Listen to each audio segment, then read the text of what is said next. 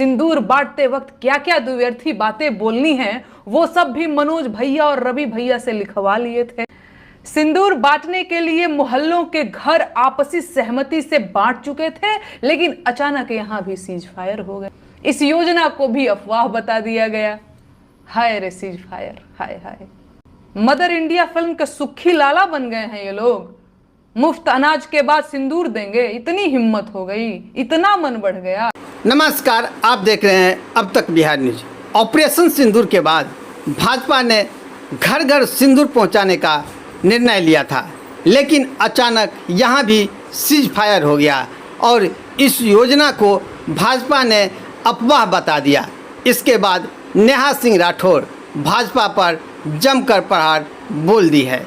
नेहा सिंह राठौर ने कहा कि भाजपा नेता को अब यह लफंगिरी करने का मौका नहीं मिल पाएगा। और क्यों इस तरह का निर्णय लेना पड़ा, समझ रहे हैं? जानिए क्या कुछ कहती हैं नेहा सिंह राठौर। अफवाह बता दिया गया है और अब कार्यकर्ताओं में भारी आक्रोश है।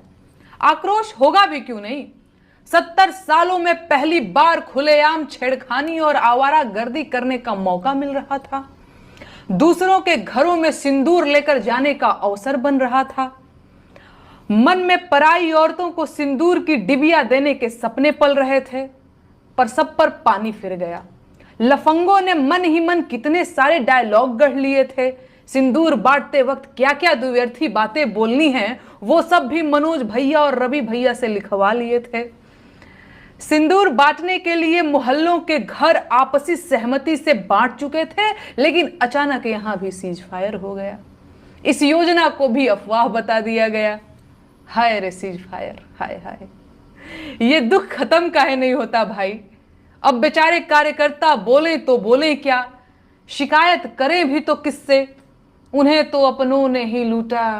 खैर, योजना शुरू होने से पहले ही सिंदूर की डिब्बियों की शॉर्टेज हो चुकी थी।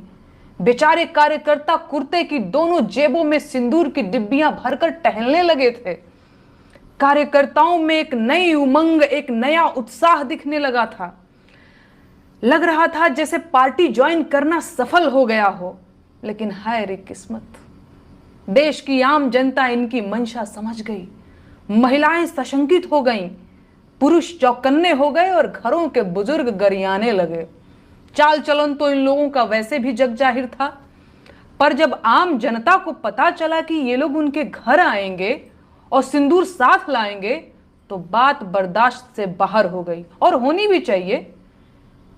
क्या पार्टी वालों को यह नहीं पता कि पराई औरतों को सिंदूर नहीं दिया जा सकता? क्या पार्टी के नेता अमेरिका और लंदन से आए हैं कि वो इस देश के धर्म, रिवाज और परंपरा को नहीं जानते?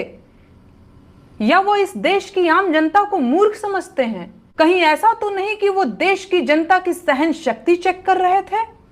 इन पार्टी वालों को क्या लगता है 5 किलो मुफ्त राशन देकर देश की जनता को खरीद लिए हैं क्या? मदर इंडिया फिल्म के सुखी लाला बन गए हैं ये लोग। मुफ्त अनाज के बाद सिंदूर देंगे, इतनी हिम्मत हो गई, इतना मन बढ़ गया। आप लोग जानते हैं ऐसा क्यों हुआ है? इन लोगों ने कदम कदम पर आपके सब्र का इम्तिहान लिया है। पहले रोजगार देने के नाम पर वोट लेकर सरकार बनाई, पर रोजगार नहीं दिया। फिर काला धन लाकर 15 लाख देने का वादा किया और उसे भी जुमला बता दिया। काला धन और आतंकवाद पर चोट के नाम पर नोटबंदी करके गरीबों की कमर तोड़ दी। बिना ऑक्सीजन लाखों लोग अस्पतालों में मर गए, भगदड़ों में लोग मारे गए, ट्रेन दुर्घटनाओं में लोग मारे गए, आतंकवादी हमलों में लोग मारे गए। देश की कंपनियां बेच दी, एयरपोर्ट और ट्रेनें बेच दी, स्कूल बर्बाद कर दिए, शिक्षा व्यवस्था को तबाह कर दिया, अस्पतालों को बर्बाद कर दिया, युवाओं को पहले बेरोजगार और फिर दंगाई बना दिया, मस्जिदें तोड़ी, बस्तियां उजाड़ी, हिंदुओं को मुसलमानों से लड़ाया, नफरत फैलाई, भाईचारा खत्म किया। और ये सब हिंदू राष्ट्र और राष्ट्रवाद के नाम पर किया गया। अब जब इतना सब कुछ होने पर आप नहीं बोले तो इनका मन बढ़ना था ही। अब नौबत ये आ गई है कि ये लोग राष्ट्रवाद के नाम पर आपके घरों में घुसना चाहते हैं, औरतों को सिंदूर देना चाहते हैं।